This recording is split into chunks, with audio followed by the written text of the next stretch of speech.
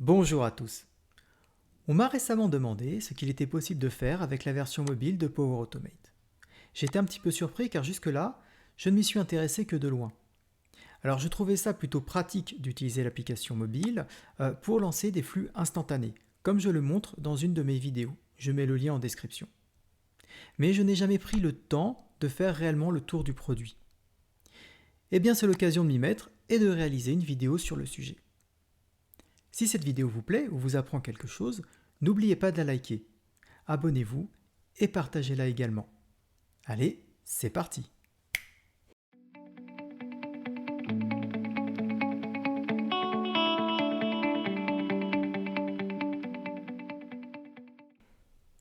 Alors, j'ai téléchargé l'application Power Automate et je l'ai installée sur mon smartphone.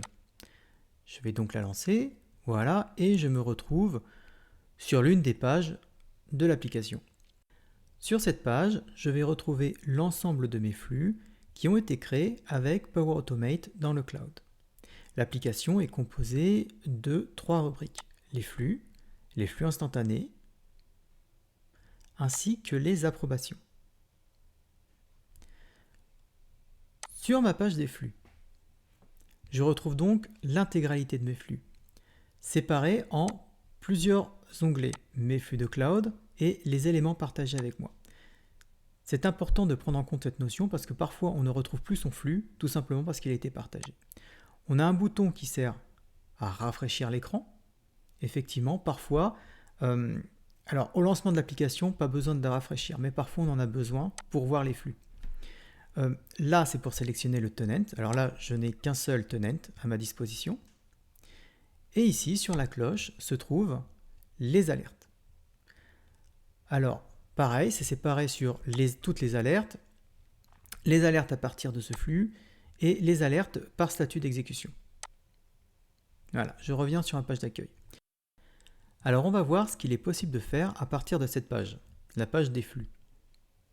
Donc nous avons l'intégralité de nos flux, mais en réalité ce qui nous intéresse c'est plutôt des flux instantanés, et vous avez le bouton plus qui sert à créer un flux. Et là, eh bien depuis que j'ai installé l'application, c'est indisponible. Voilà, on ne peut pas créer de flux pour l'instant.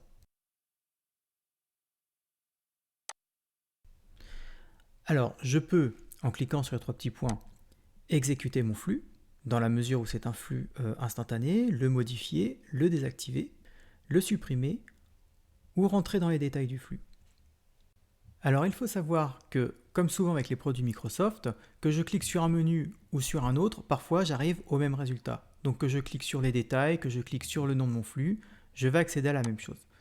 Par exemple là, je vais cliquer sur exécuter le flux, voilà, et j'arrive à la page d'exécution du flux. Là, je vais cliquer sur modifier mon flux et on voit bien que, alors on va voir le temps que ça charge, voilà, on voit que ça ne va pas être pratique pour faire de la modification de flux. On peut faire des choses, effectivement, mais alors quand je vais rentrer dans les détails, ça va pas être pratique. Alors je peux mettre mon smartphone à l'horizontale, mais c'est pas tellement mieux non plus parce que je vais perdre en hauteur. Je peux malgré tout essayer de travailler avec, rajouter des conditions, mais on voit bien que en imbriquant différentes conditions ou d'autres éléments, de toute façon, ça va être très difficile à utiliser. Bien, alors je continue. Voilà, il est possible de désactiver, de supprimer le flux, et comme je le disais, en rentrant dans les détails, je vois l'historique d'exécution de mon flux. Voilà, je peux également désactiver le flux à partir de cet écran, je peux le lancer encore une fois, je peux le désactiver ou bien le supprimer. On revient donc un petit peu au même menu, aux mêmes possibilités. De même si je clique sur le titre de mon flux. Alors je vais maintenant me rendre sur la partie flux instantané, qui est la partie la plus intéressante, avec les approbations. Donc c'est une page qui va regrouper l'intégralité de mes flux, mais filtrée sur les types de flux instantanés. Je vais envoyer une demande d'approbation, c'est un flux que j'ai préparé pour l'occasion et qui va nous permettre de voir les approbations également. Donc, j'exécute mon flux en cliquant dessus, rien de plus simple, voilà. Je vais recevoir normalement des notifications, d'ailleurs. Alors une notification parce que c'est moi qui l'envoie, Et je vais recevoir une autre notification parce qu'en fait, c'est également moi qui reçois le flux d'approbation. Voilà, donc une demande d'approbation. Et là, je trouve que l'application est plutôt pratique parce que ça va permettre à l'utilisateur d'approuver, de recevoir des approbations et de les approuver en mobilité. Donc là, j'ai reçu ma demande d'approbation et je peux afficher le détail, l'approuver ou la rejeter. Et ça revient au même si j'affiche le détail.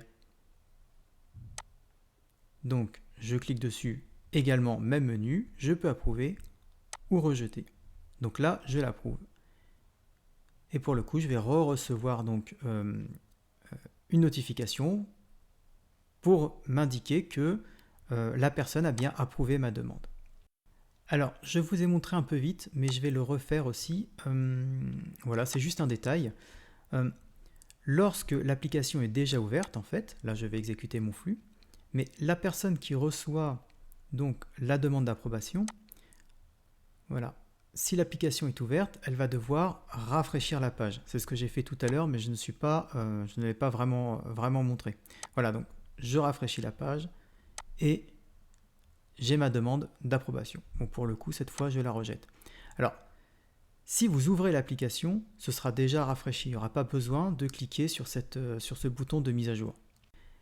Et donc, en réalité, à l'heure qu'il est, c'est à peu près tout ce qu'il est possible de faire avec cette application, qui est donc surtout intéressante selon moi pour lancer des flux instantanés et pour approuver ou rejeter des approbations. Je vais maintenant parler des limitations de cette application. Alors, je vais modifier un flux, tenter de le modifier. Il y a deux types de limitations. On ne va pas pouvoir utiliser la géolocalisation à l'heure qu'il est sur cette application, ni la caméra du téléphone. Alors ce que je fais là, c'est que je vais ajouter un bouton, une entrée qui permet, juste avant l'exécution du flux, d'aller chercher un fichier sur le smartphone. Pour vous montrer qu'en fait, ce n'est pas comme dans la plupart des applications où on a le choix entre prendre une photo, naviguer dans les photos directement à partir de la caméra. Voilà, là lorsque je vais lancer, j'ai donc la possibilité maintenant d'aller chercher un fichier qui est stocké dans un des répertoires de mon smartphone.